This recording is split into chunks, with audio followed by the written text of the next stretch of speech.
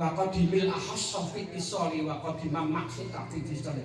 Kalau dalam organisasi sudah ada akunya, wa qadimam tunggu kehancuran dalam organisasi itu. Maka dalam konstruksi disebut sahabat sahabat itu tidak ada yang rendah, tidak ada yang tingkat yang bawah, wasatiyah, kodol konsor diri. Itulah prinsip dalam organisasi.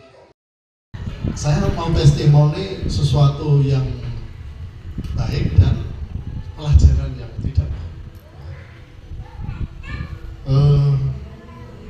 Saya yang tidak baik. Saya waktu itu dirikan hotel yang sampai sekarang sampai pembayarannya belum selesai. Itu karena apa? Salah niat. Ya. Salah niat. Jadi waktu itu pas perusahaannya saya pas jaya-jayanya itu yes. Istilahnya waktu itu saya punya rumah sampai di Solo itu 5 ya. Delalah waktu itu Mbah Hilal sudah sedo ya. Jadi waktu Mbah Hilal sedo itu saya kelihatan kehilangan arah. Nah, waktu saya istikharah itu saya sebenarnya ragu-ragu mau dirikan itu. Kok delalah niat saya itu keliru. Ya. Jadi saya ngomong kepada tim saya, ya, waktu itu karyawan saya cukup banyak. Kita dirikan hotel karena apa? Yang diarani wong sugih kuwi wis duwe hotel.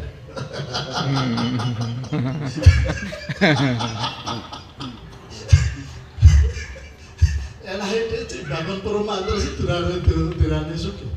Ya. Nah, akhirnya saya dirikan hotel yang Gambirano itu. Ya. Wah, itu luar biasa. Akhirnya Allah ngasih ujian yang luar biasa. Ini maka kalau niat itu ya niati yang baik. Ya, ampun sekali-sekali niat yang tidak baik. Jadi pelajaran yang pertama.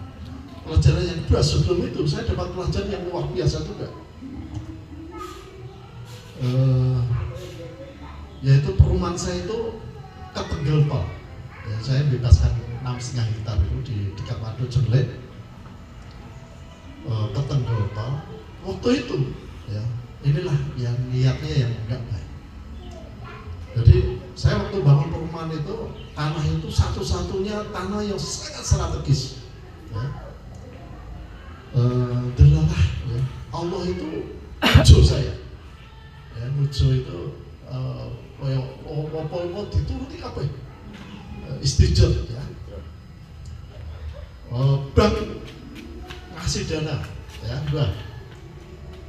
Terus konsumen itu seperti air bah sampai diuji coba. Karena rumahnya itu hanya 450 unit, yang datang itu di kantor itu antri. Karena kan saya kerjasama sama 3 angkatan, Kopassus, Polrem, TNI AU, sama Polri. Waktu itu Kapolri Pak Yonjamidi. Ya. Terus kumpul semua itu komandan kan pangkatnya kolonel semua itu, Kopassus ya kolonel, Danrem kolonel, Kapolri ya kolonel, Kombes ya. Dan Lanut juga kolonel. Rapat di rumah makan Pondok Bambu depannya Solo Pos. Sakit, segera dibangun aja. Dan ini belum ada izin. Oh, gak apa-apa, jalan terus aja. Siapa yang berani melawan kita? Saya waktu itu, ya Allah. Dan itu waktu itu, Masya Allah, saya itu takabur betul, sombong betul. Di backup sama komandan di Solo semua coba. Sampai Pak Yon coba dia, siapa yang berani melawan kita? Bangun. Terus masa ditugaskan datangkan menteri sama datangkan Kapolri. Saya udah betul itu. Dan itu betul-betul mau datang. Sudah setuju kan? Apa yang terjadi? Rumah saya itu disegel sama Satpol PP. Boyolali. Diperintah Bupati Boyolali, ya, itu gara-gara saya meluncurkan undangan peletakan foto pertama yang mau dihadiri Menteri Perumahan Pak Yusuf Ansari sama Kapolri Pak Sutanto. Bupati kaget. Loh kok izin kok wis. Dulu Pak Bupati ini wongnya atos banget Pak Sri Mulyanto. Kolonel juga. Panggil itu. Mas Adi, kamu itu padahal ketua RE, tahu aturannya, kok melawan gimana? Wah itu saya hentikan. Gitu. Terus akhirnya Komandan Kopassus turun tangan, dilepasin semua, jaga Kopassus itu. Sama Peru nggak berani. Terus singkat cerita, Bupati menghentikan itu. Saya punya wewenang buruk. Itu murid saya semua itu. Dan sama. Waktu dia Katri murid saya semua. Itu melanggar masa Anda semua melanggar. Yes. Saya bingung. Terus saya sowan. Oke, terus saya sowan. Itu subhanallah luar biasa testimoni. Saya sowan ke namanya Abah Imam Hormen di Kediri, gurunya Gus Dur. Beliau sudah sehat. Meninggalnya seperti Mbah Hilal, habis subuh. Habis subuhan ngajak putra-putraan itu sarapan. Tuh pas sarapan itu beliau sehat. Langsung beliau nyampaikan, saya sebentar ya Mas Adib, saya tak istighfar dulu. Istighfar satu-satunya jalan Mas, kamu bangun rumah Allah dulu, itu nanti biar jadi urusannya Allah, tolong minggir dulu. Karena Bupati waktu itu janji, Mas Adib, kalau kamu bisa minggir ke jalan tol, tak kayak izin, karena ketenggel tol. Yang iso, kamu saya pidanakan, karena kamu melanggar hukum. Karena sudah ada edaran menteri itu, dilarang keras, bebaskan lahan di koridor tol.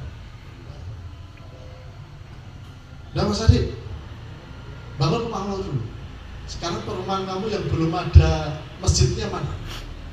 Perumahan Kopassus di Menjangan Indah yang kemarin Pak Yusom meninggal. Udah sakitnya pun panitia nih. Ya kalau dari ngelotin kartu nih, wes ono duit transfer. Gitu.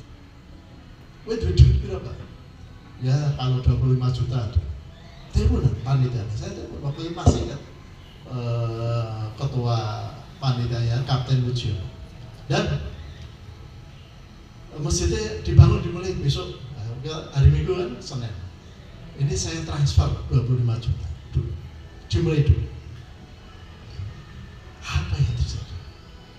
Kun fayakun, urusannya Allah. Saya baru letakkan itu HP itu. 5 menit kemudian saya ditelepon sama teman saya dari Jakarta. Misalnya itu proposal sudah disetujui. Loh, proposal apa? Proposal bangunan masjid.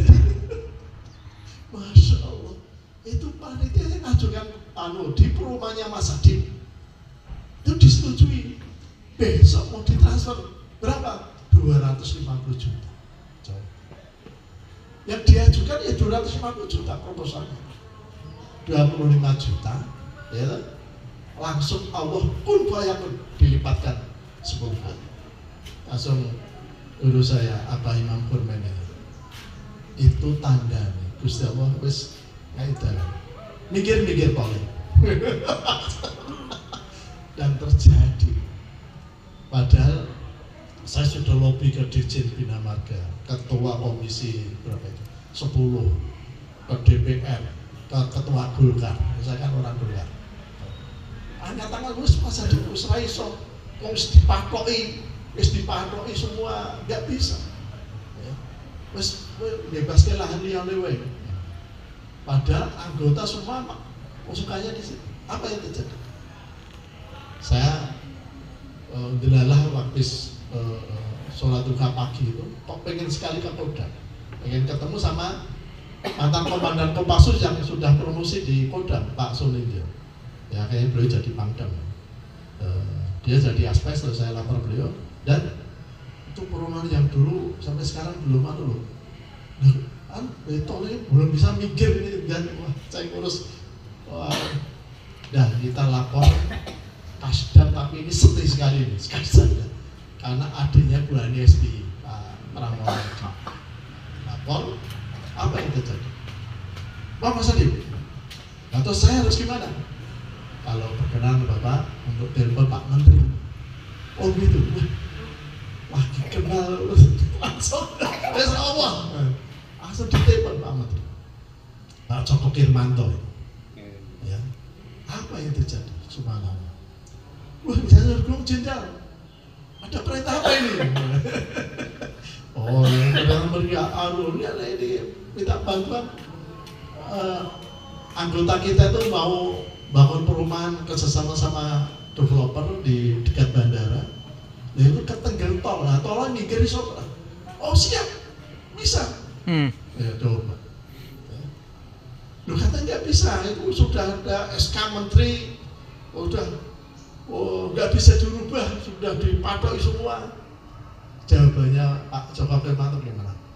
Undang-undang dasar 45 aja bisa dirubah, apalagi cuma SK saya. Coba, itu saya langsung saat itu subhanallah, saya menangis sampai sujud-sujud nangis ya Allah. Langsung diperintah oleh Pak Menteri, udah nanti developernya suruh ke Jakarta, saya tunggu sore, saya ke Jakarta. Dan ke Jakarta itu langsung Pak Menteri perintah Dirjen Marga, Badan Pengatur Jalan Tol. Malam itu juga rapat di Solo, ya, upaya untuk merubah jalur tol. Terus rapat di Hotel Riyadi, diubah itu menggoknya 3 kilo. Itu kelihatan sekali kalau di GPS, menghindari perumahan saya.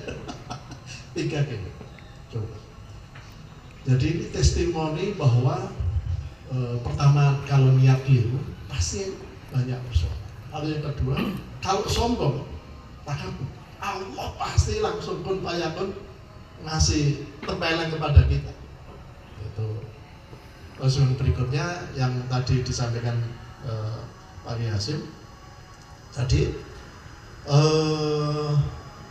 keakuan itu harus diloskan betul. Ya. Lalu kalau batin itu jangan membatasi kuasa Allah.